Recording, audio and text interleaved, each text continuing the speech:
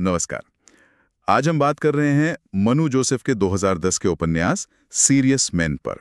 हमारे पास इसकी एक समीक्षा है, तो हम उसी के आधार पर आज गहराई से चर्चा करेंगे।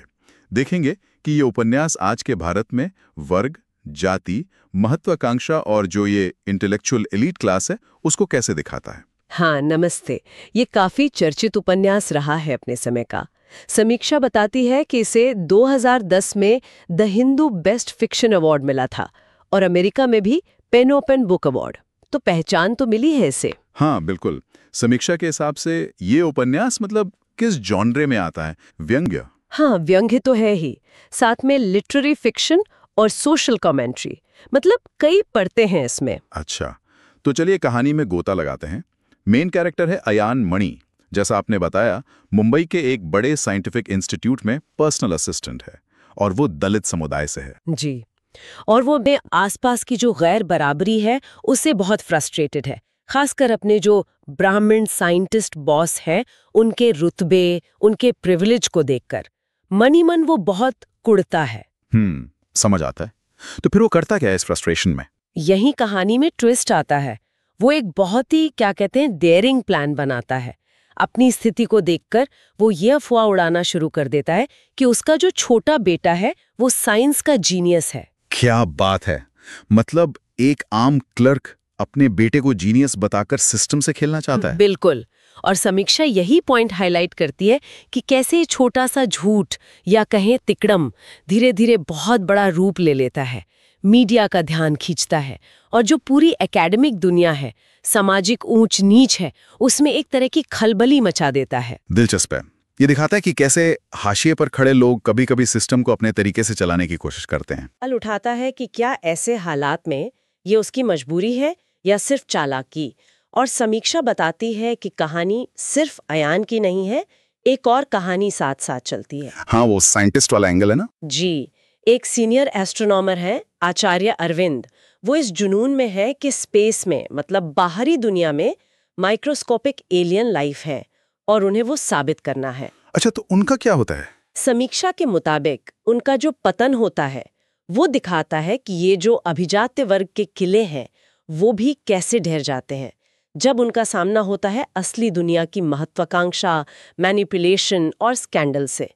तो दोनों कहानियां एक दूसरे को कॉम्प्लीमेंट करती हैं। तो मतलब उपन्यास का एक बड़ा थीम ये जाति और वर्ग का तनाव ही है। बिल्कुल। समीक्षा साफ कहती हैं कि उपन्यास बिना लाग लपेट के दिखाता है कि शहरी भारत में भी आज भी जाति कैसे आपकी किस्मत तय कर सकती है। यहाँ तक कि साइंटिफिक रिसर्च जैसे माहौल में भी, जहाँ मेरिट की बात होनी चाहिए। और अयान का जो तरीका है ऊपर उठने का धोखाधड़ी से, उसके बारे में समीक्षा क्या कहती है? क्या उसे सही ठहराया गया है? सही तो नहीं, लेकिन समीक्षा उसे एक अलग नजरिए से देखती है। अयान का ये जो चालाकी भरा पर कहीं न कहीं समझने लायक तरीका है ऊपर उठने का, वो दिखाता है कि कैसे इतने असमान समाज में जो वंचित हैं उन्हें दिखने और सुने जाने के लिए कैसे कैसे जुगाड़ करने पड़ते हैं। तो ये एक तरह से अकादमिक दुनिया पर भी कटाक्ष है। हाँ, गहरा कटाक्ष। वैज्ञानिकों को भी इसमें काफी छोटा, मतलब पेटी और इनसिक्योर दिखाया गया है। ये जो सीरियस मैन का टैग है उस पर ही सवाल है। कौन वाकई में सीरियस है और कौन फ्रॉड, ये लाइन धुंधली हो जाती है। और लिखने का स्टाइल कैसा है? मनु जोसेफ का अंदाज। समीक्षा में लेखक की शैली की काफी तारीफ है। विटी, शार्प, आयरनी से भरपूर, मतलब गहरे ह्यूमर के साथ तीखी सोशल क्रिटिसिज्म। और डायलॉग्स वो एकदम असली लगते हैं, जैसे लोग सच में बात करते हैं। अच्छा, पर क्या समीक्षा में कुछ कमियां भी बताई गई हैं? कुछ ऐसा जो शायद पाठकों को पसंद ना आए? साइंटिफिक सबप्लॉट है, वो थोड़ा कॉम्प्लिकेटेड या शायद कहानी के मुख्य सामाजिक मुद्दे से थोड़ा हटकर लग सकता है। अच्छा, मतलब थोड़ा ज्यादा टेक्निकल हो गया शायद। हो सकता है। और एक बात और कि कहानी में जो निराशावाद है, एक तरह का सिनिसिज्म, वो कभी-कभी भारी पड़ सकता है। मतलब शायद कुछ लोग ढूंढे कि कोई उम्मीद की किरण दिखे जो शायद उपन्यास नहीं देता।